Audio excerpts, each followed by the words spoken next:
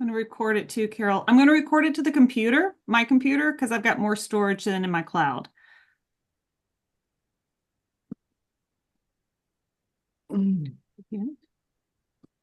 Beautiful.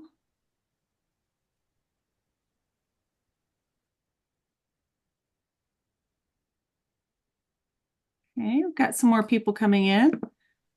Welcome in. We've got a few more minutes and we'll get started. Carol's got some great images playing right now before.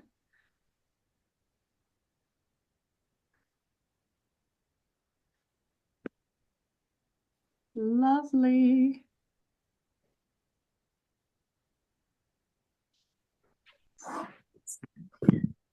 Love it. So let me ask if everyone will mute. That way, if there's any odd background noises or anything, we've got those muted. That way we can hear Carol's fabulous stories. Okay. Ooh. I'll mute myself too, Carol, I promise. Because you'll hear me going, ooh, wow. Oh, this is a quickie. This is a short little introduction, and I have so many better images to show you guys. I know. Sorry. Just coming in from Bhutan, not enough Hi, time. welcome in. Carol, we still have a couple people coming in. So do you want to, it's 7. Well, Yeah. we still have a couple people. Let's wait just a minute or two. And that way, if anyone's joining right now. And I'm sorry, my light is so horrific. Oh, you're I good, hear Carol. We can see you. Good. We've got more people coming in. Welcome in. Y'all can mute. That would be great until we have Q&A time with Carol. and show you some beautiful images, which I wish I had better Welcome light. in. Welcome in. We'll officially start in a couple minutes. Okay, we've got some more people coming in, Carol. Welcome, Oh, welcome, okay. welcome. Perfect. Welcome. Hi, everyone. If you're joining, welcome in. We're going to start in a few minutes, so make sure you've got your mics muted. Welcome. Sorry, Welcome, Tierney. I just saw you pop in. We'll give it a couple more minutes because it's just now on the hour. That's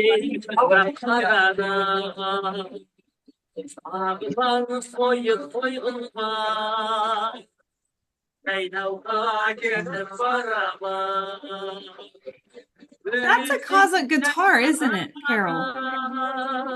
It's a little 2-string one. I forgot what it's called.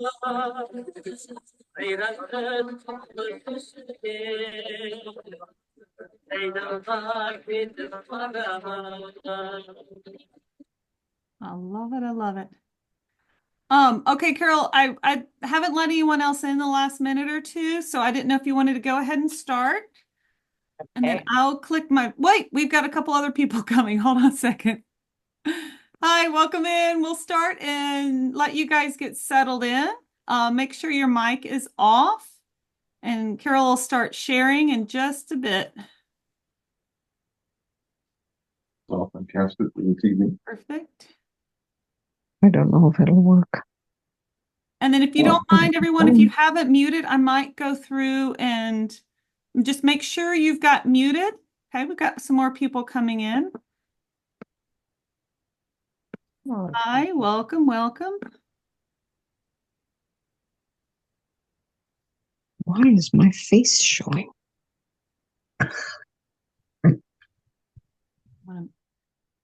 I'm going to go ahead and mute a couple of you guys that might not have the mute up. I can help on this end if that's okay. And then I'm here to help with anything. So if y'all have questions or you have any challenges with hearing, just put it in the chat. My name's Leslie, and I'm going to be helping monitor all the tech so Carol doesn't have to worry about it. Thank you, Leslie, our goddess, all the way there. I just want to welcome everybody. It is just dawn is emerging here in Kathmandu, Nepal, where I have made my home for almost 40 years. But I just came back from the Altai, and I still have it in my heart. And I'm going to try just briefly and quickly to try to share with you. I would like to try to share a little bit around the world in 80 fabrics. We are going on a grand adventure to explore not only the textiles of this extraordinary region of the Altai with the eagle hunters at the same time. So if any of you, these are called tuzkis, these are the extraordinary embroideries that you'll find inside the gers called hui in Western Mongolia. And look at the individuality, look at the extraordinary colors and the detail. This is, if you are into embroidery and you haven't been to the Altai, you are missing something. So I'm just going to keep going on from there. So we have next year at around the world in 80 fabrics, some extraordinary journeys and adventures. We have Mongolia, in central Mongolia, in the steppes. And this is, we're going to talk today about our September 2nd to 12th Altai Mountain Kazakh felting and eagle hunters. We'll be talking about India and Ladakh, a September 20th to 28th trip next year, and a Bhutan 2nd to 12th trip next year, and in India and Assam, October 28th to November 8th. So this is our talk that's here tonight. It's Sunday, October 6th. It's Monday where I am here. We're going to be talking about Ladakh on Sunday, November 3rd. I welcome you to join us. We'll be talking about Bhutan on Sunday, November 24th, and we'll be talking about Assam on December 15th. And if any of you would like to, we have the talk that we gave actually on the other Mongolian trip, and we're happy to send that to you too if you'd like. So to learn and have more information, if you want to take a little click, that will send you to our website where really we have a lot more details on our talks. But first of all, what is Around the World in 80 Fabrics, and why should you want to travel with us? We are a multimedia educational nonprofit, and we foster connections between plastic-free fabrics and planetary health. Few people realize that 60%, actually almost more like 70% of all our clothing today is manufactured from plastic-based fabrics. And what's happened is all of these microfibers are polluting ecosystems around the world. And what we have been doing at Around the World and at 80 Fabrics is exploring all of the different ecosystems and celebrating all of the non-petroleum possibilities. So where did this start? Our co-founder, Tierney Tees, who's here with us today, is a marine biologist, and she was seeing all of the microplastics in our oceans and said, and few people realize that our clothes that we wear have a huge impact upon this.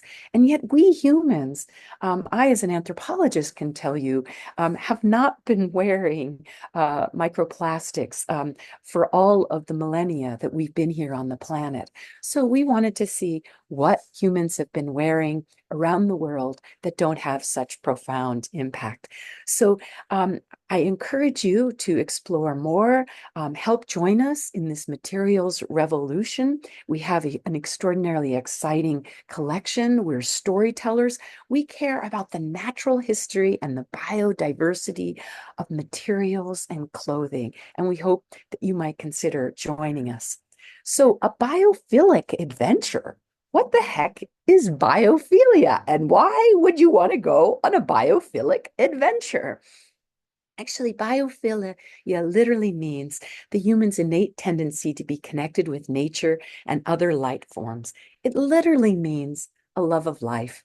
So if you have a love of life, perhaps this is maybe the journey for you. Here is a picture of me with in Assam with the extraordinary Muga silkworm.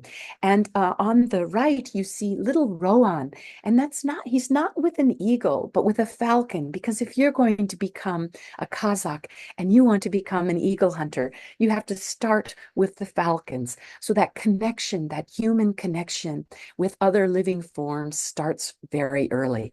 So if you are as passionate as Tierney and Leslie and I are about connecting to nature, I hope you might consider joining us. So this is where you can find and learn more about our collection and what we do. So get on your pith helmets and join us for a wild ride. This is a trip. It costs $5,500. 500 of that is tax deductible and will go towards around the world in 80 fabrics, and the rest of it also of that profits. And what I can tell you is this is a life transforming trip. Um, if you want to meet people like Appa, he is an eagle hunter and is training young children.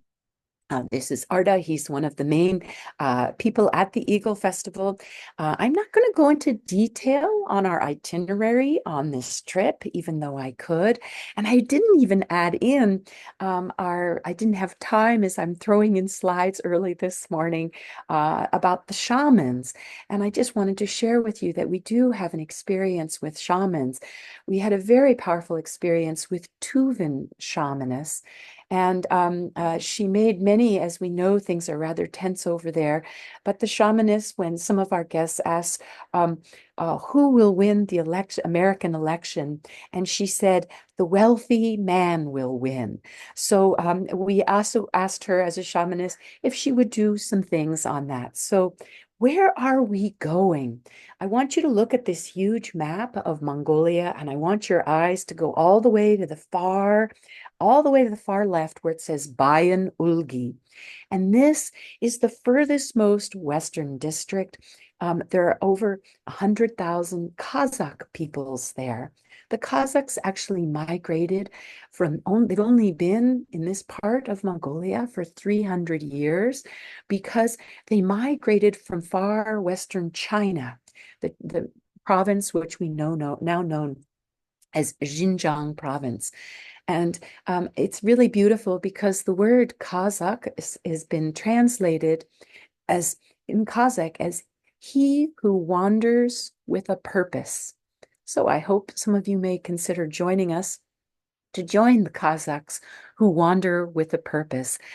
One of the things we really hope to explore is felt.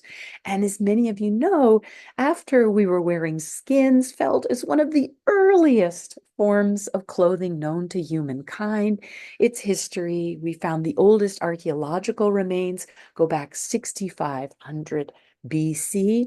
And I want you to notice that extraordinary felt carpet saddle rug on the far left, absolutely extraordinary from Pazyryk in Siberia. That's very close. That's in the Altai Mountains where we are going.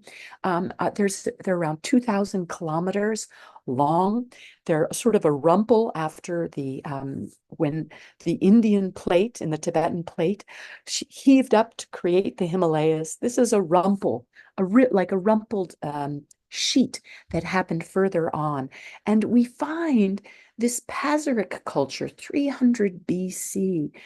If you're into archaeology, the felt that has come out, I want you to see the exquisite felting as we see the different scaling on the fibers that helps to create felt.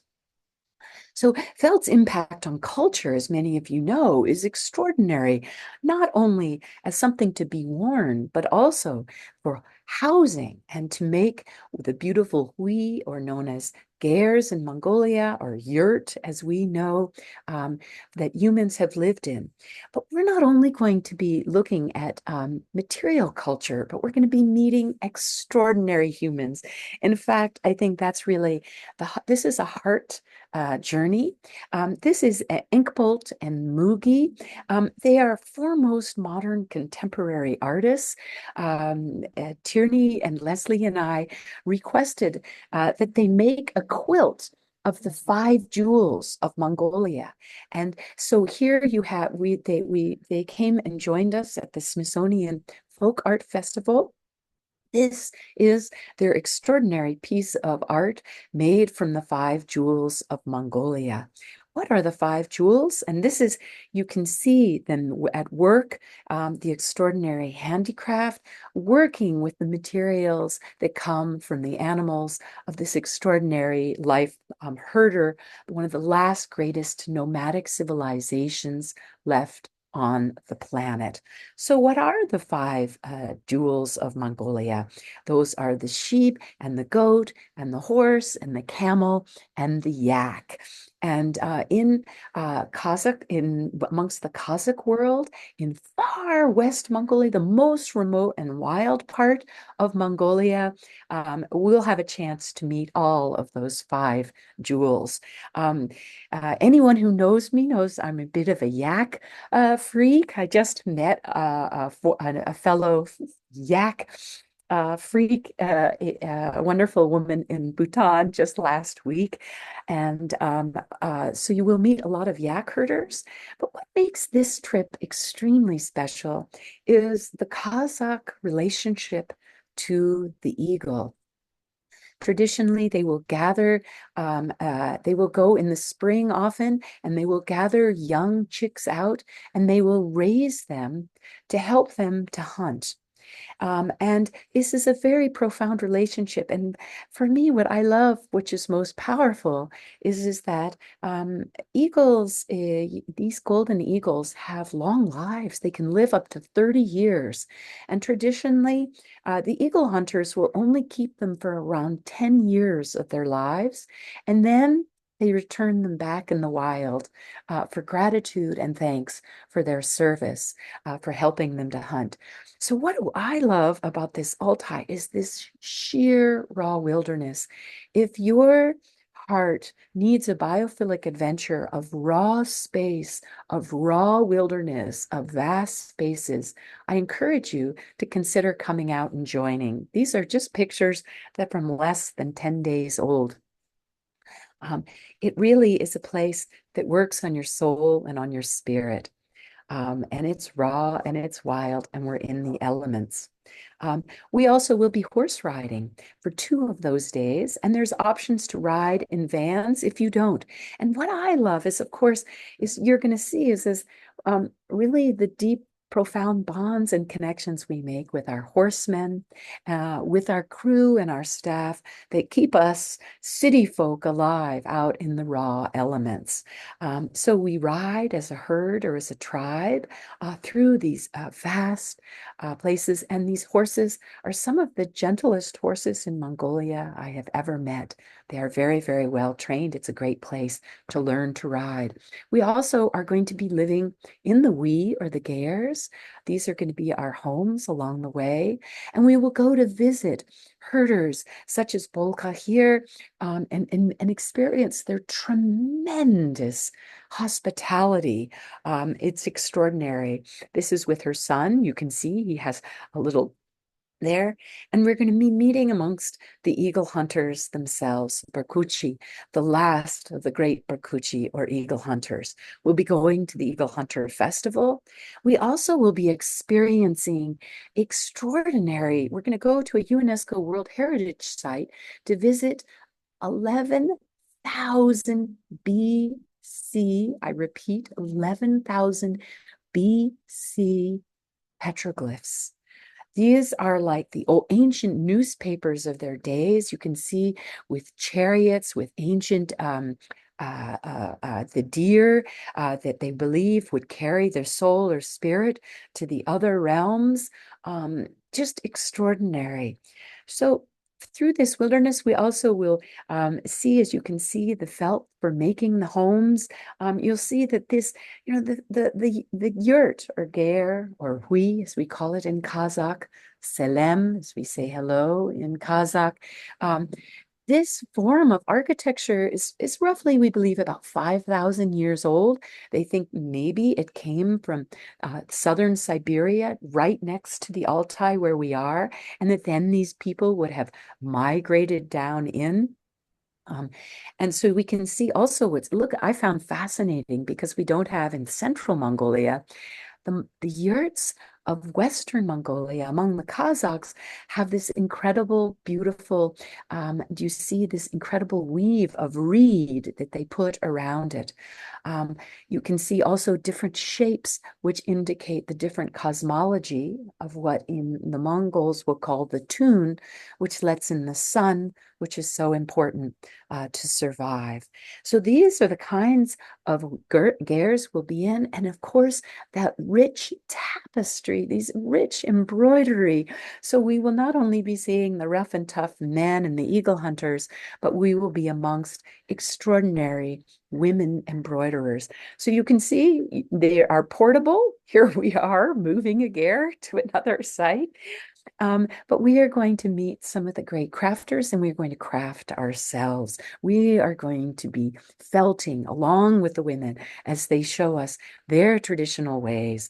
After they have been herding, we're going to learn how they take care of their 5 jewels and then how do they process this wool to make the felt that they live in,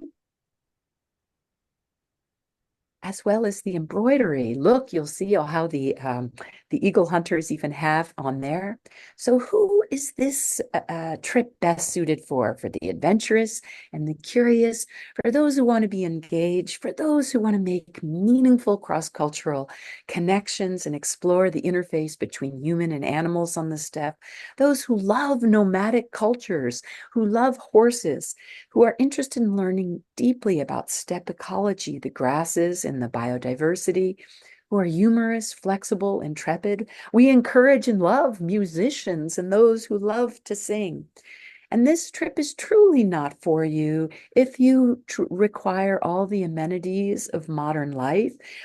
If you need electricity or central heating, we actually have people who will come in at 2 in the morning who are stoking the fires to keep us warm in the middle of the night. So I hope you'll consider wanting to come and join us. If you want to go deeply into Tuvan and Kazakh nomadic culture, the movement of people on the steppes to see how they are still living ancient traditional lifestyles and explore the eagle hunters, I hope you'll come and join us. So there's a difference in ecology between our 2 Mongolian trips. One is in the lush green heartland of Mongolia with the Hulk Mongol culture.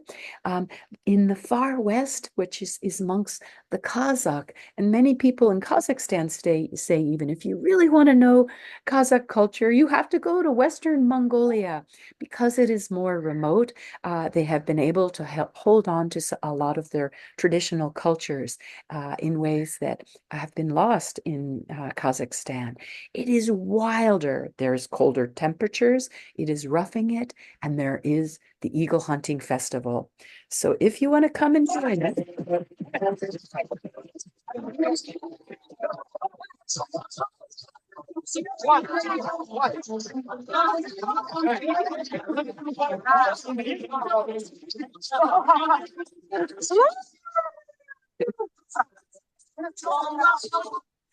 So I hope you can see that we bond as a tribe profoundly and deeply.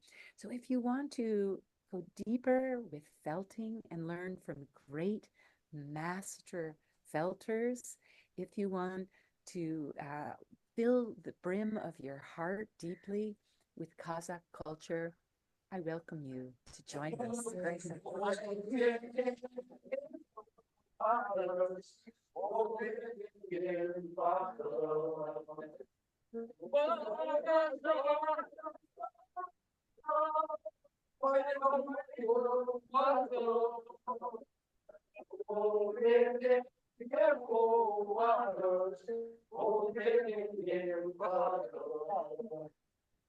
So I don't know if anyone has any questions. I would like to open this up to questions. And I'll be talking on November 3rd about ecology, spirit, and textiles of Ladakh. Ladakh is up in the farther northernmost part of India. So I hope you'll consider joining us, and let me know if you might have any questions. Carol, that's so exciting. Y'all, if feel free, you can unmute, and if you want to take your video off, we're a very pleasant group here.